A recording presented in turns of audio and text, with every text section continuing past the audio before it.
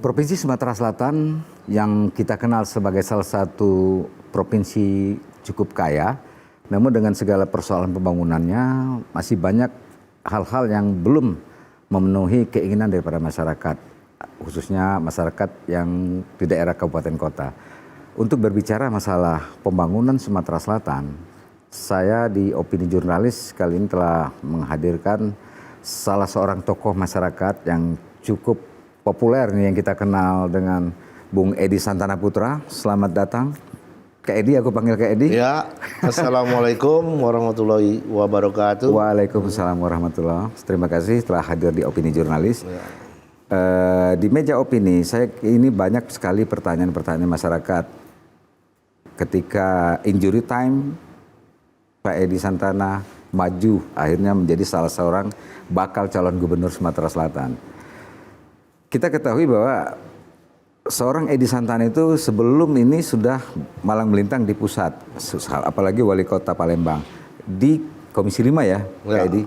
Nah, mungkin selama menjadi wakil rakyat di Dapil 1 di Senayan, apa yang Anda lakukan untuk pembangunan Sumatera Selatan ini, Pak Edi Santana? Ya, jadi Komisi 5 itu adalah komisi infrastruktur. Sehingga mitra kami itu Kementerian PUPR, kemudian Kementerian Perhubungan, Kementerian Desa, dan PDTT. Ada juga dua badan BMKG, ya, Badan Meteorologi, Klimatologi dan Geofisika, kemudian Basarnas. Nah, ini. Jadi 5 itu adalah mitra kami. Sehingga setiap hari, setiap saat kalau rapat-rapat RDP itu dengan menteri-menteri terkait, terutama Menteri PUPR, Menteri Perhubungan dan Menteri Desa. Ini. Nah, sementara saya adalah orang infrastruktur sebetulnya. Ya, background ya, Edi kan latar belakang dari insinyur sipil, ya. S2-nya saya ambil sumber daya air, ya. Jadi urusan banjir gitu, urusan irigasi, bendungan, ya. Nah, kemudian sekarang alhamdulillah kandidat doktor juga saya. Oh ya. Di bidang yang sama gitu ya. Mudah-mudahan akhir tahun bisa. Nah, jadi bagi saya itu bukan hal yang baru. Terus berkembang dan tentu kita kaitkan dan perjuangan kami di Senayan untuk Sumatera Selatan banyak sekali. Ya. Salah satunya kayak di yang Anda salah lakukan? Satunya yang paling fenomenal kami merubah undang-undang jalan. Yang tadinya APBN itu hanya untuk jalan nasional. Ketika kita memperjuangkan, Pak Menteri itu jalan kabupaten itu hancur apa? Jalan provinsi. Tidak bisa. Undang-undang menyatakan bahwa kami ini anggaran ini hanya untuk jalan nasional. Bagaimana supaya bisa rubah? Kami rubah. Karena saya mantan orang PU kan, mudah bagi saya untuk membuat satu konsep, gitu, perencanaan untuk merevisi itu. Sehingga yang saya katakan adalah APBN itu untuk kesejahteraan rakyat. Rakyat ada di mana-mana, tidak melihat status jalan. Jadi APBN boleh untuk jalan nasional, jalan provinsi, jalan kabupaten. Jadi 5 tahun Kak Edi berjuang. Dan hasilnya apa? Ketika Pak Presiden Jokowi ke Lampung, ya viral itu jalan yang jelek. Ya. Karena turunan undang-undang itu yang cepat ada impres jalan daerah. Nah, jadi dia yang cepat. Oh, masukkan ini impres, masuk. Nah, saya juga menyampaikan bukan hanya di Lampung, Di Sumsel itu luar biasa rusaknya. Itu Jalan Cengal, Tulung Selapan gitu ya. Waktu Ya, itu keluhan terus itu Pak Edi. Hah? Cengal Iya, selamanya. iya. Jadi ada sekarang masuk.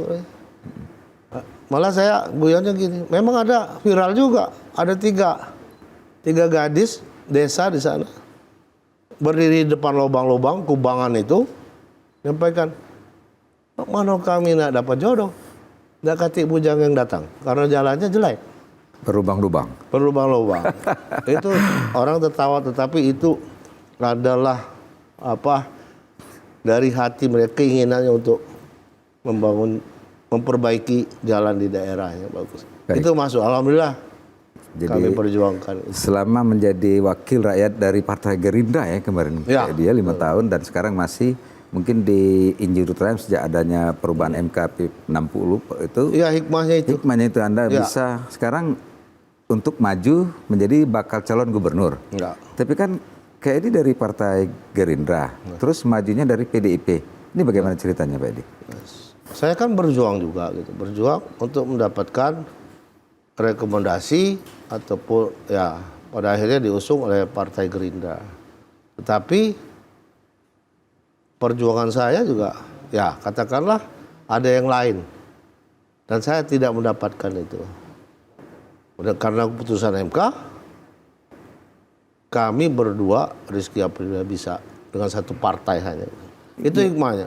Itu doa orang banyak, doa kami, doa yang barangkali sama nasibnya dan saya di seluruh Indonesia, akhirnya turun dari langit, MK dirubah itu. Iya. Revisi. Track record seorang Edi Santana, 2 kali wali kota, DPR RI, semestinya bagi Partai Gerindra itu salah satu poin ya. Tetapi ya oke lah, ini karena Pak Edi lah yang tahu. Ya. Nah, saya akan kembali kepada soal pembangunan Sumatera Selatan.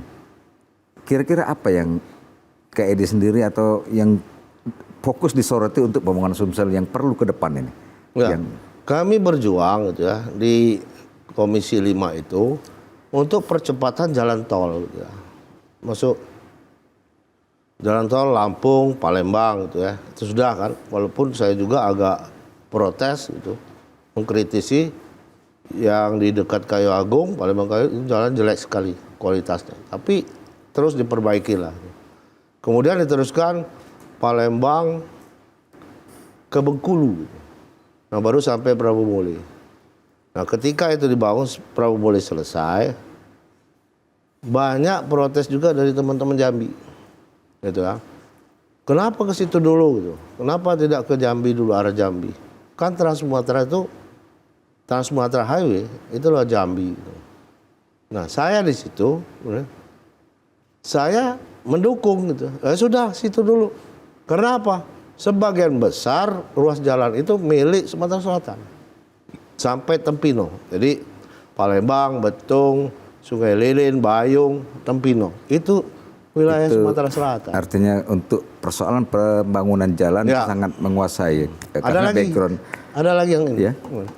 Tanjung Carat. pelabuhan itu Pak.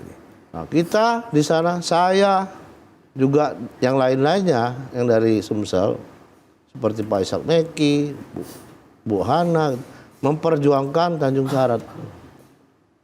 Tahun 2022 sudah masuk berapa ratus miliar untuk memulai Tanjung Carat. Jadi Tanjung Carat itu masa Kak Edi masih sekarang di Senayan. Nah ini ya? ceritanya, ya. Jadi ketika 22 itu baru mau mulai, kok hilang anggarannya? Nah anggarannya saya tanya Pak Menteri, ini gimana kok hilang? Orang kita udah deal itu masuk. Loh katanya pimpinan daerahnya mau bangunnya bisa sendiri gitu kan. Nah ini saya kira kesalahan ini. Aturan ya jalan aja terus. Nanti kalau ada investor masuk silakan, lebih tertarik pasti. Kita kehilangan waktu 5 tahun. Jadi Tidak terbangun. Jadi motivasi seorang Edi Santana maju untuk memimpin Sumatera Selatan ini mungkin persoalan bangunan yang masih banyak itu. belum sesuai Banyak harapan. sekali gitu. Masalah infrastruktur ya. Jalan-jalan nasional, jalan tambang, jalan-jalan khusus. Itu harus diatur semua. Pelabuhan, Tanjung Carat mungkin ada pelabuhan lain kan. Iya kan dulu Tanjung Api-Api yang digembar-gemborkan sekarang Ya itu pindah bergeser karena kurang ke, dalam. ya. Bung Harto harus tahu ya, sekali-sekali ke Kalimantan Barat. Pelabuhan Kijing namanya. Itu potensinya masih jauh di bawah kita gitu ya. Jalannya pun masih jelek, masih kecil. Tapi sudah punya pelabuhan hebat. Nah saya iri kan, tapi positif irinya. Loh kenapa kami tidak bisa? Untuk mendapatkan laut dalam 5,8 kilo. Nah di sini hanya 2-3 kilo. Nah kenapa kita tinggal? Kita jauh tertinggal, bukan Iya, tertinggal lagi kenapa? bakal. Harusnya kita berjuang gitu. Insya Allah tapi ke depan kita terus berjuang. Nah, ini kaitan dengan salah satunya pelabuhan. Ini kan sekarang Pak Edi masalah penambangan batu bara. Dulu batu bara ini di Sumatera Selatan kan masih dikelola oleh PTBA masih, tetapi sebagian Lahat meminta karena untuk pembangunan memajukan Kabupaten Lahat. Tapi kenyataannya bahwa batu bara di Lahat itu sudah merusak lingkungan, bahkan masyarakatnya sendiri, pemilik lahan, sekarang udah jadi penonton. Karena ya investor borong langsung tanah mereka. Ini menurut kayak ini gimana ini cara? Jadi begini ya, masalah kita ini cadangan potensi, cadangan batu bara ini 48% dari nasional. Besar sekali. Walaupun masih ada yang low kalori gitu ya, rendah. Di Mubar rendah apa ya. Tapi ini potensi yang besar. Nah sekarang di luar PTBA banyak penambang-penambang kecil lah katakanlah. Tapi bukan begitu kecil, itu penambang triliunan juga. Nah tapi kita miris, dapat apa rakyat gitu di Lahat? Dapat apa gitu? Apa dapat debunya saja, dapat polusinya saja. Nah harusnya diatur lah. Duitnya banyak. Harusnya CSR-nya, Corporate Social Responsibility itu diatur supaya bermanfaat bagi rakyat. Misalnya di situ bisa menerapkan sekolah gratis, berobat gratis, ada perumahan rakyat yang dibangunkan yang terkena dampak langsung. Nah, itu salah satunya ya program itu. Tapi ada yang lebih mendasar lagi Pak Edi. Misalnya salah seorang masyarakat Lahat memiliki lahan yang turun-temurun, punya 2 hektar. Terus karena di bawahnya ada lahan batu bara dibeli oleh pihak investor. Dibeli langsung. Apakah ini perlu diregulasi? Mereka jangan dibeli langsung. Dikasih saham misalnya ada 10% untuk pemilik lahan, uangnya dapat. Apakah nanti keberanian Pak Edi sebagai seandainya menjadi gubernur akan melakukan itu? Karena ya, sekarang mereka penonton. Kita evaluasi lah gitu. Sama saja di sawah seperti itu kan. Lahan terlantar katakanlah. Akan dibangun kebun kelapa sawit, karet atau sawah, sama itu. Punya lahan, di bawahnya ada batu bara, dibeli, tapi setelah dibeli sekian, setelah habis uangnya miskin lagi. Iya. Ya kan rakyatnya. Nah ini harus diatur, diajak lah mereka. Jangan semuanya itu lepas gitu ya. Mereka adalah pemilik saham juga di tempat asalnya gitu. Nah, Pak Edi melihat pembangunan Sumatera Selatan 5 tahun ke belakang bagaimana? Ini kita fair bicara untuk pembangunan. Pembangunan saya lihat, ini ya 5 tahun ini kan orang tahu semua apa yang dibangun gitu. Ya. Enggak ada gitu. Bisa oh itu kami membangun di desa yang mana? Apa yang terjadi? Karena sentuhan pemerintah daerah hadir di sana, apa rakyatnya jadi makmur? Apa sekolahnya gratis? Apa berobatnya istimewa gitu? Enggak ada juga. Ini fakta menurut Pak Edi. Fakta. Ayo di mana? Gitu kan? Ada. Nah, jangan kita bicara yang nasional seperti jalan tol apa itu saya ikut di situ gitu. Bukan program daerah itu. Kalau APBD Sumatera Selatan 5 tahun ke depan cukup nggak itu menurut banyak yang bisa kita lakukan di 10-11 triliun per tahun itu. Banyak yang bisa kita lakukan. Apalagi ada kolaborasi antara pemerintah pusat, provinsi dan kabupaten kota. Harusnya Sumatera Selatan maju pesat. Tapi kenyataannya Pak, masuk 10 daerah provinsi yang termiskin. Yang miskin kita prioritas dong. Kasih apa? Kasih bantuan, dukungan, gitu. Lapangan pekerjaan. Karena ada. Dengan anggaran itu kita bisa buat bermacam program. harus pemimpin itu harus ada konsep, ya kan? Ke depan harus ada konsep, mau diapakan, mau dibawa kemana sebenarnya. Jangan kita setelah memimpin, akhirnya lupa, nggak tahu apa-apa, nggak ada yang dibangun, itu.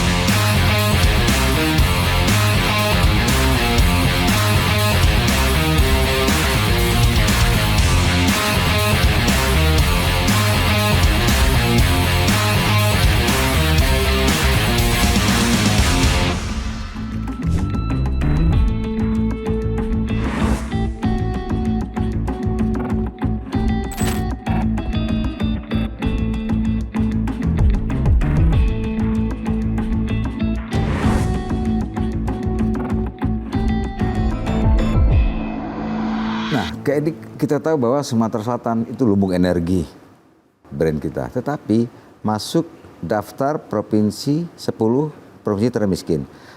Langkah ke depan kalau Kak Edi punya program apa nanti untuk menurunkan angka kemiskinan ini? Ya itu kita semua ada gitu ya. Kita ada tambang batu bara, ada minyak, ada gas, ya. Nah ini kan bisa dioptimalkan potensinya.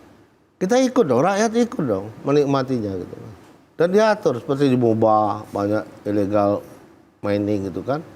Tapi mereka mau makan, ya kan?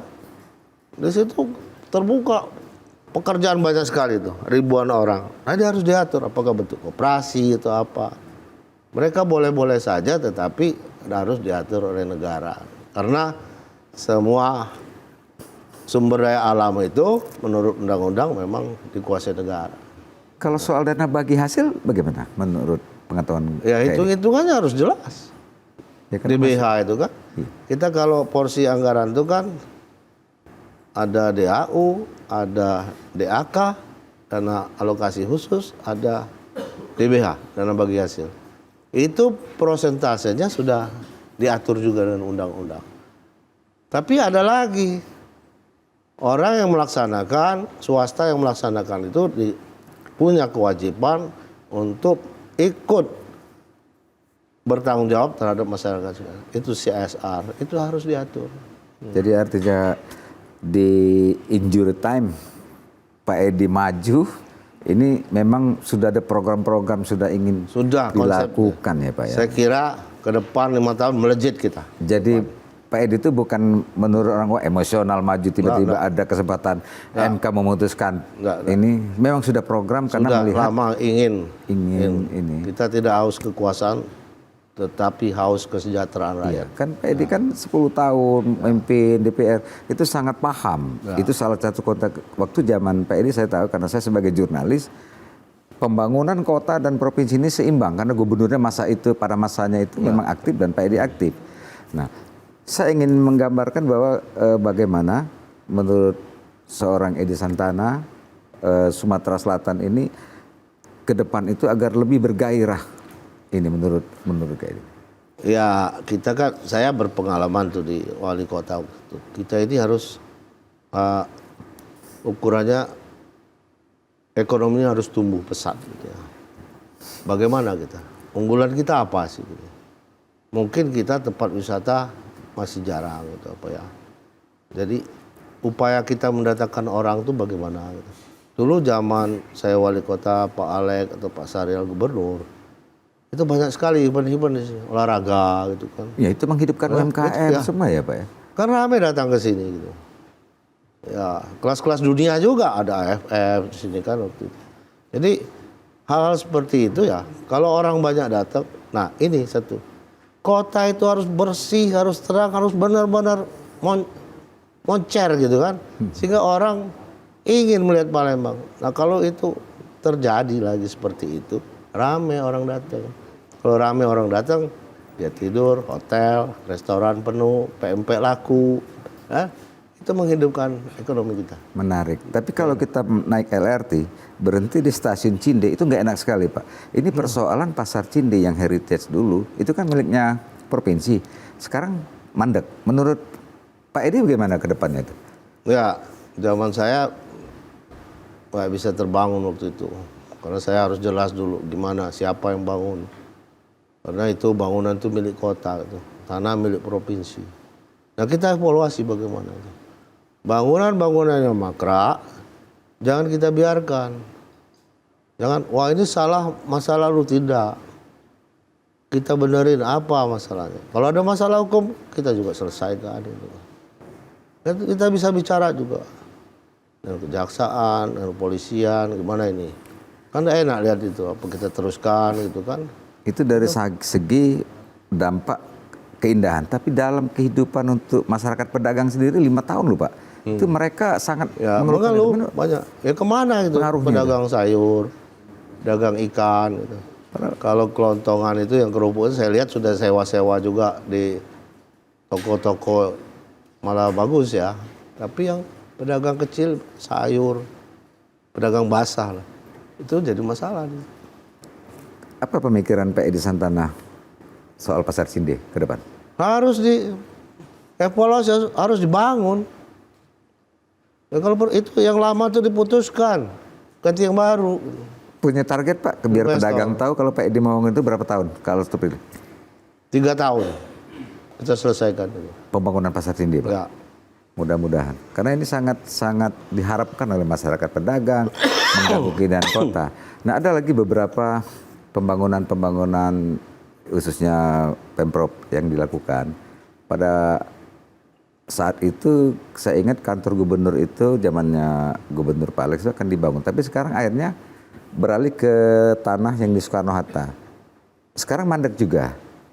Menurut Pak Edi bagaimana itu Pak? Kalau Apa memang dipindahkan atau Kalau memang... saya ditanya, kalau Pak Edi jadi gubernur, apakah kantor gubernur pindahkan? Tidak. Kenapa Pak? Ya kan bagus kantor gubernur kita ini sudah. Tinggal yang kumuh-kumuh di belakang diperbaiki buat tower-tower gitu kan. Sehingga cukup lah untuk dinas-dinas. Kalau 2 lantai tidak cukup, barangkali 6 lantai gitu ya. Sehingga akan merubah juga wajah kota Palembang di situ. Jadi timbunan itu tidak. Jadi yang Tidak ditimbun-timbun Tidak juga mubazir. itu Kita akan buat cyberpark di situ. Ya, untuk anak muda, milenial, Gen Z di situ. Nah, kita buat pelatihan gratis gitu ya, untuk usaha online, untuk usaha semua usaha untuk milenial dan Gen Z. Gen Z itu. Jadi tidak mubazir itu. Nah, kita kembali soal Pak Edi Santana maju menjadi bakal calon gubernur. Karena melihat pemikiran-pemikiran Pak Edi ke depan. Pak Edi kemarin mencalonkan sebagai anggota DPR RI. Nah, yakin nggak Pak Edi bahwa akan berhasil memenangkan dalam kontestasi pemilihan gubernur? Ya insya Allah. Kalau kita mau berubah ya ada pilihan lain gitu. Kalau mau seperti yang lama ya itu pilihannya cuma 3. 2 yang lama, 1 yang baru. Makanya tagline kami ini era baru. Era baru nih. Ya begitu. Ya buat yang baru lah. Ada pembaruan. Nah, semangat yang baru, harapan Pembaruan yang baru. seperti apa yang Pak Edi akan tawarkan nanti? Ya ada konsep. Konsep yang jelas. Kita sama-sama mengawasi konsep itu. Berhasil nggak? 3 tahun udah berhasil saya berhenti. Mundur. Pak Edi kan berpengalaman 10 tahun berubah wajah kota. Ya. Kalau untuk provinsi kan nggak mudah Pak Edi. Bagaimana nanti? Kan mengikuti beberapa kabupaten kota. Begini ya, provinsi itu sebenarnya tidak mempunyai wilayah langsung, rakyat langsung. Karena ada bupati itu. Jadi anggaran yang ada di provinsi itu cukup besar gitu untuk mendukung pembangunan kabupaten kota gitu. Begitu. Apa yang makanya harus kerjasama. Pusat, provinsi, kabupaten kota harus kerjasama, ada kolaborasi, harus ada pertemuan evaluasi 3 bulan sekali, pertemuan dengan bupati apa sih kita pelajari apa kemauannya. Jadi aspirasinya. komunikasi efektif antara Iya. bupati, wali kota dan gubernur itu perlu ya Tapi Pak. kan kita tahu juga, misalnya jangan sama, sini mau bangun rumah sakit kelas B, sini kelas B, kelas B. Mungkin satu saja di tempat misalnya Muara Enim ya, atau Lahat gitu. Kalau Oku Raya di Batu Raja misalnya, itu yang kita perkuat. Yang lain kita perkuat di daerah-daerah itu rumah sakit kecil-kecil. Jadi potensi-potensi daerah masing-masing harus kita Harus itu pemetaan dulu lah Pak. pemetaan dulu.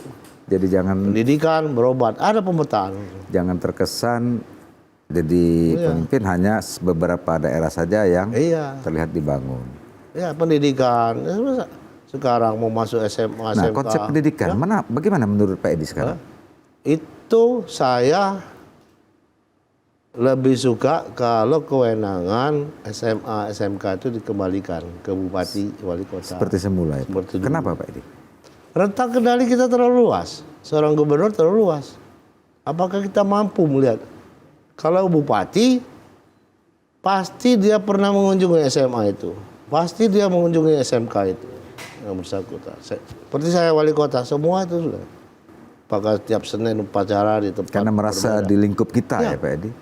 Nggak, kalau sekarang, kalau ada yang jelek, Terjadi di merusak, Musirawas Utara sana, iya, gubernur. Gubernur tahu. Tingkatannya, bupati ditanya, oh itu gubernur urusannya. Nah, kalaupun aturan belum membolehkan itu, ya kita kasih kewenangan bupati. Kamu kewenangannya harus itu. Apa butuhnya kami berikan. Ada semacam SK gubernur dilimpahkan. Bisa. Jadi itu konsep Pak Edi Santana soal kita limpahkan. pendidikan. Kalau kesehatan Pak Edi? Ini Sama kan, pendidikan juga. Jadi sekarang ini mahal pendidikan. Mau masuk sekolah SMA, SMK bayar. oh ya? Bayar 12 juta, 15 juta. Ya kalau yang mampu, kalau tidak mampu, Itu fakta Pak Edi. fakta. Oh, orang datang ke tempat saya minta tolong Pak, ini kami harus bayar gitu. Nah, ini Itu 5 tahun terakhir atau memang sudah lama terjadi? baru itu, Pak Edi? baru Baru ya Pak? Ya? baru-baru ini masuk yang kemarin 2 tahun ini. Nah, itu kan Oknum ya itu? menyedihkan itu, memprihatinkan. Jadi, ya mudah-mudahan kita bisa. Saya tidak menyalahkan pemimpin-pemimpin yang lama, tapi mungkin kontrolnya Terlalu lebar skupnya ya, Pak Edi itu ya. Jadi sehingga untuk mengkontrol sampai ke itu agak Jadi, jauh. Bung Harto, 2 hal itu ya. Pendidikan, kesehatan harus semurah-murah atau gratis bagi yang tidak mampu. Itu gratis. Kenapa? Nanti kalau ditanya, Pak Harto, Bung Harto itu anaknya sekarang sekolah SMA. Gimana soal biaya? Nggak pusing lagi, negara hadir. Nah, pemerintah hadir. Kami nggak ada lagi bayar-bayaran apa pungutan. Cuman beli sepatu, oke lah, kami beli baju. Yang lain-lain untuk beli tas. Tapi yang lain sudah ditanggung negara. Nah itu. Terus kalau sakit berobatnya itu juga negara hadir. Loh kan ada ini BPJS. BPJS murah kalau orang satu serumah 60.000. Tapi kalau orang 5 300.000 jadi mahal. Nah di sisi inilah pemerintah daerah harus hadir. Bagaimana itu merumuskan? Itu tidak bertentangan dengan pusat. Ya justru itu BPJS. kita tidak bisa ngomong, oh berobat harus ini. Kita hapuskan, tidak bisa juga. Undang-undang. Iya. BPJS itu undang-undang. Tapi kolaborasi boleh dong. Subsidi kita boleh. Ya, artinya masih ada jalannya. Masih ya, ada Pak, jalan. Siapa sakit yang nunggak, oke kita yang bayar. Gitu. Ya, seingat Pemerintah saya daerah. sebagai jurnalis saya pernah ngangkat itu bahwa masyarakat Sumatera Selatan pada masa itu Pak Alex itu semuanya 0 rupiah loh Pak. Nggak Iya, bayar iya, iuran, nggak. Kami melaksanakan itu. Wali kota melaksanakan. Wali kota kan waktu itu. Nggak kan, ada. Pak. Iya, itu bisa Pak Iya bisa. dijalankan kembali. Nah oke, kita kembali soal sekarang bonus demografi masyarakat. Jadi anak-anak milenial, Gen Z. Ini bagaimana Pak Edi akan menyiapkan konsep-konsep untuk mereka ini seandainya dalam program Pak Edi kelak. Ya ada konsep yang sangat menarik untuk milenial Gen Z gitu ya. Sekarang masalahnya itu ketika lulus sekolah gitu ya, atau katakanlah bersarjana, lapangan kerja kemana gitu kan. Nah sekarang kan semuanya kan pakai IT, teknologi sudah canggih, maka kita akan menyiapkan itu. Jadi mimpi saya itu menyiapkan pelatihan gratis bagi milenial ini untuk jadi wirausaha. Nah, di mana? Di Cyberpark tadi, taman cyber, ada kuliner di situ, ada pelatihan gratis di situ, bidang apa saja, setiap hari ada dan gratis. Nah yang terutama ya bagaimana cara berusaha memakai teknologi online ya. Ya, sekarang kan lagi masanya pendaftaran untuk PNS itu ya. Ini ribet, semua orang mendaftar tapi akhirnya Itu terbatas. iya terbatas. PNS terbatas, TNI terbatas, Polri terbatas, swasta, BUMN terbatas. Ya, Yang ya. banyak di luar itu gimana? Mendidik masyarakat Gen Z ini maksud saya menjadi wirausaha. Iya. Ini sepertinya Contoh ya, contoh. Contoh yang saya lihat di sekeliling saya. Konten kreator itu menghasilkan banyak uang. Kan? Itu kan usaha dia. Usaha apa? Usaha online ya. Betul. Kan jadi. Nah, diadakan hal-hal seperti pelatihan, itu apa itu ya, Pak, ya? akan kita adakan pelatihan. Pelatihan mau jadi apa kamu? Kira-kira konten kreator silakan latihan. Mau jadi apa? Perbengkelan latihan. Saya ada konsep nanti buka lapangan pekerjaan itu bisa 1 juta. Oh ya? Ya. Tapi di wirausaha ya. Iya. Wirausaha. Karena nanti kita suppliernya gitu. Kamu di rumah ya buka toko. Bapak ada modal, konsinyasi. Kirim barang dulu, enggak usah. Laku, bayar. Kan bisa. Buat BUMD yang seperti itu. Distributor, pupuk, distributor, logistik. Jadi kalau belum kerja, yang menghasilkan uang besar, dia jadi pengusaha. Bisa kecil-kecilan. Penting hidup, 5 juta sebulan. Bisa, target kita begitu.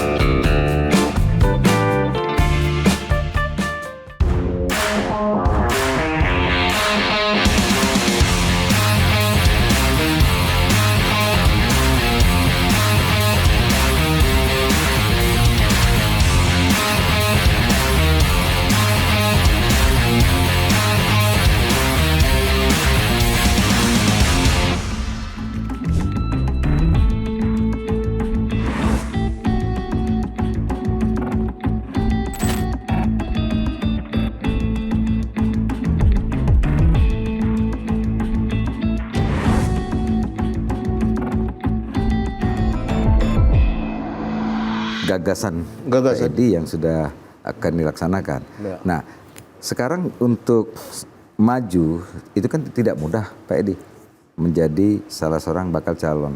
Persaingan banyak, luar biasa. Apa yang daya tarik tersendiri konsep Pak Edi biar bahwa Pak Edi salah satu katakanlah injury time calon pilihannya. Ya. Ya ada pilihan kan. Yang lama, yang baru. 2 yang lama, 1 yang baru pasangan.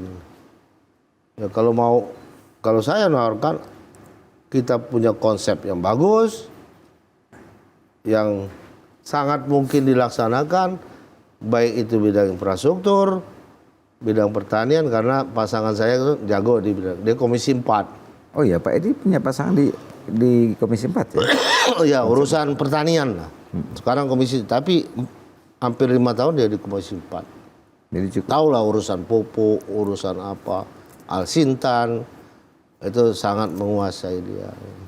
Kalau menurut Pak Edi bagaimana pembangunan daripada pertanian kita sekarang Sumatera Selatan? begini ya, petani itu harus kita tingkatkan kesejahteraannya. Tapi tidak bisa sebenarnya kita mengatur harga karena ini kan pusat ngatur. Beras itu batas bawah berapa? Ada 10.000, ada 12.000, ada 15.000. Apakah bisa kita langsung 17.000 rata-rata? Tidak bisa. Gitu. Nah, di mana kita berusaha meningkatkan kesejahteraan? Kuantitinya.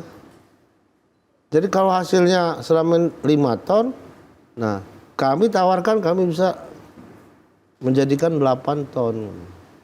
Nah, jadi kan ada, jualnya lebih banyak. Kita swasembada, lebih jual.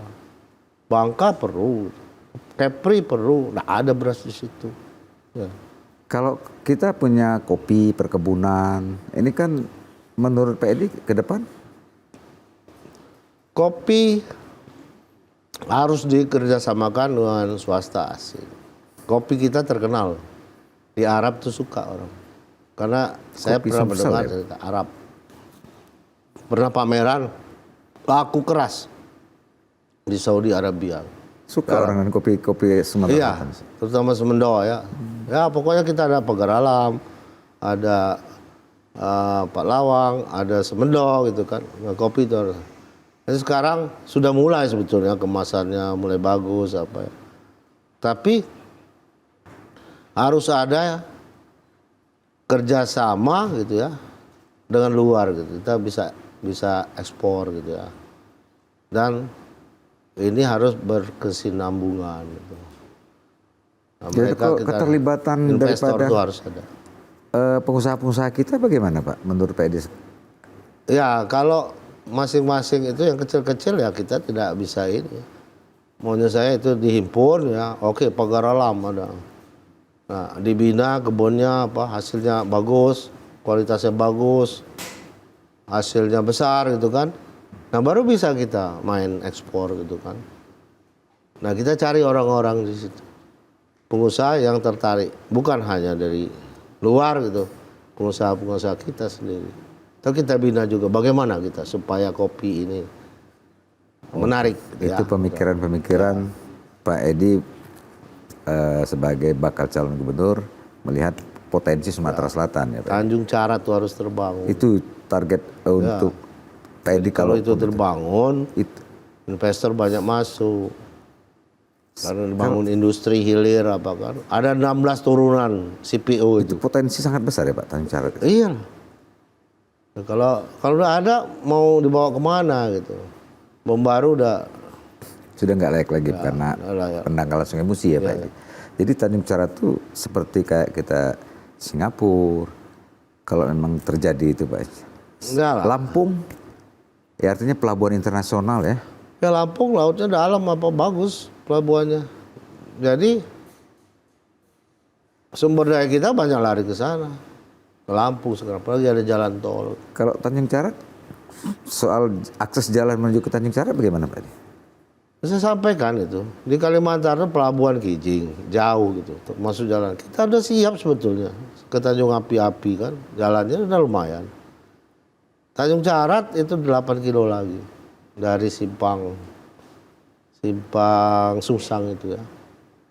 Nah, waktu itu sudah kami anggarkan itu, berjuang. Hilang yang 8 kilo ini berapa? 60 miliar. Bisa hilang Pak Edi? Ya karena tidak ada, kami tarik lagi, pembangunan tidak ada di situ. Nah ini rugi kita rugi 5 tahun. Nah, harusnya sudah terbangun. Itu Makanya gubernur ya, bupati, wali kota harus juga rajin-rajin, ya rajin-rajin berteman dengan kementerian-kementerian, lobby lah ya, terutama di DPR. menarik DPR. dana APBN agar Iya. Karena saya di beralih ke DPR tahu persis. Bisa memperjuangkan itu. sini. Jadi ini konsep Kalau pengalaman aku Pak Edi jadi di gubernur, Senayan. aku tongkrongin Komisi 5 gitu. Biar ngalir ke sini Pak. Iya. Pasti ada teman-teman kita. Jadi- Kita harapkan juga dengan Ya, Pak. anggota DPR yang ke depan ini. Jadi pemimpin itu silent tapi bergerak Pak. Ya. Iya, sekarang kan ya masyarakat kita kan banyak dipengaruhi oleh gimmick-gimmick apalagi zamannya medsos. Nah, jadi pencerdasan terhadap masyarakat pemilih ini menurut Pak Edi? Ya itu, jadi kita cari gitu, cari pasangan gitu yang punya konsep jelas gitu kan.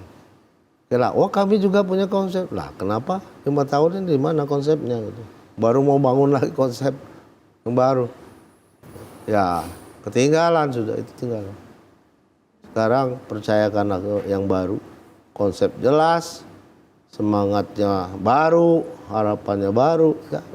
Ya kalau Pak Edi kan sudah bergaransi 10 tahun dari BRI. Saya udah belajar lagi terserah. Iya, apalagi sekarang sudah praktisi saya lihat soal jalan.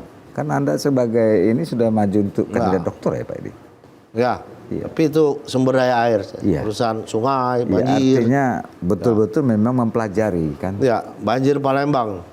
Itu disertasi saya. Banjir Palembang gimana supaya dia bisa hilang, bisa berkurang. Fakta yang Bapak dapatkan disertasi untuk banjir Palembang bagaimana Pak? Ini sudah hampir selesai ya tulisannya. Nanti rekomendasinya hal yang kecil saja ya. Di pemukiman tuh salurannya harus terbuka. Jadi kelihatan sampah, lumpur semua.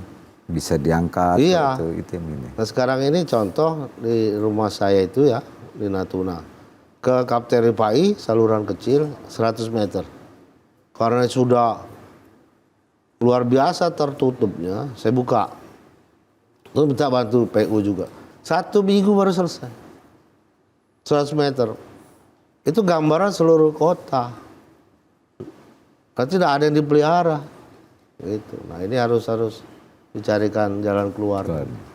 Oke, di akhir daripada kita pembicaraan, mungkin Pak Edi punya sesuatu pemikiran yang gamblang untuk program-program Pak Edi ke depan. Jadi masyarakat muda, wah ini kan salah satu pilihan karena di ujung tiba-tiba, wah Pak Edi Sentana bisa maju ini. Nah, mungkin. Jadi gini ya, kemampuan kita ini terbatas. Saya bukan orang yang pinter banget, ya, bukan orang yang hebat, ya, tapi punya pengalaman. Ya dia ajak lah yang pinter-pinter, terutama ada di mana? Perguruan tinggi, kan? Ada juga di pusat, kita datangkan, ada timnya, ada think tanknya, gitu kan. Ya ini yang membackup kita. Bidang apa semua? Poleksosbud, semuanya. Politik, sosial, ekonomi, budaya. Itu kita butuh orang-orang. Gitu. Ya, sehingga budaya yang kita hebat, nanti para wisata. Soal budaya, Pak Edi, ini kayaknya memang budaya ini bagaimana menurut Pak Edi pembangunan di bidang kebudayaan di provinsi ini? Ini ya menurut kacamata Pak Edi sendiri. Ya yang mana gitu? Ya yang mana beliau? Kita ini ex kerajaan besar di situ. Dahulu kala pernah ada kerajaan Kedatuan Sriwijaya. Oh iya, Kedatuan. Abad ke-5, 6 sampai abad ke-11 gitu ya. Kemudian Kesultanan Palembang Darussalam. Kita pernah kosong 200 tahun. Ya. 200 tahun setelah Sriwijaya runtuh. Siapa yang menguasai? Menguasai justru ini sejarah ya. Ini saya baca, ini perompak-perompak tuh. Jagoan-jagoan dari Cina. Sehingga datanglah Cheng Ho pada gitu kan, Cheng Ho untuk memberantas perompak. Baru muncul kesultanan baru. Cikal bakal dari mana? Dari Demak gitu. Ya, kalau kita lihat beberapa kali pemimpin kita berganti, masalah budaya Sumatera Selatan ini kurang diangkat, Pak. Kita kadang-kadang, wah kita memang sebagai jurnalis, kita angkat budaya masalah masuknya Cengho, bagaimana sejarah. Tapi perhatian pemerintah sendiri, khususnya kepada soal kebudayaan ini agak kurang. Nah, Pak Edi, apa yang konsep soal budaya ini ke depan? Ya harus ada tempat ngumpul lah, gitu. Budayawan tuh di mana gitu, sehingga menelurkan ide-ide besar gitu udah. Kita sendiri kan mikir mau buat apa, tapi kalau kumpul ayo kita mau buat apa. Mereka lebih paham, budayawan, ya. Seni gitu ya. orang-orang musik, orang seni. Saya kan dulu sering mengadakan event-event seperti itu. Kita ada Jakabaring Sport City, manfaatkan gitu kan. Untuk bukan hanya olahraga, tapi semua kegiatan. Iya, kita ini kan kenal dengan masyarakat ya, identitas kita kan Sriwijaya. Tapi sebagian masyarakat kita sendiri tidak begitu mengenal banyak mengenai Sriwijaya. Salahnya di mana nih Pak? Itu harus dibangkitkan lagi. Clear. Sejarah itu harus tahu gitu. Dan itu harus diajarkan juga di SD kita mulai bahwa kita dulu pernah besar. Sriwijaya dulu pernah besar, pernah ada kedatuan Sriwijaya yang menguasai Nusantara di sini. Nah, itu harus tahu sejarah. Baik. Saya kira mungkin waktu yang membatasi kita mungkin sudah terlalu panjang kita. Saya tidak bermaksud untuk niat lain, tapi hanya sebagai bakal calon gubernur, masyarakat penonton kita ingin tahu apa program-program Anda. Kita tidak bicara masalah kampanye. Saya kira ini yang dapat saya sampaikan. Ya. Dan pertanyaan yang saya lakukan itu adalah mewakili pertanyaan-pertanyaan masyarakat, Pak Edi. Saya kira terima kasih banyak atas kehadiran Pak Edi Santana di Opini Jurnalis. Selamat berjuang, mudah-mudahan konsep yang Anda tawarkan dapat masuk dan diterima masyarakat. Terima kasih. Terima kasih, Pak Edi Santana, Marto. sukses. Era baru. Era baru, terima kasih Pak. Sekian Opini Jurnalis, kita berjumpa kembali pada sesi mendatang dengan topik yang berbeda.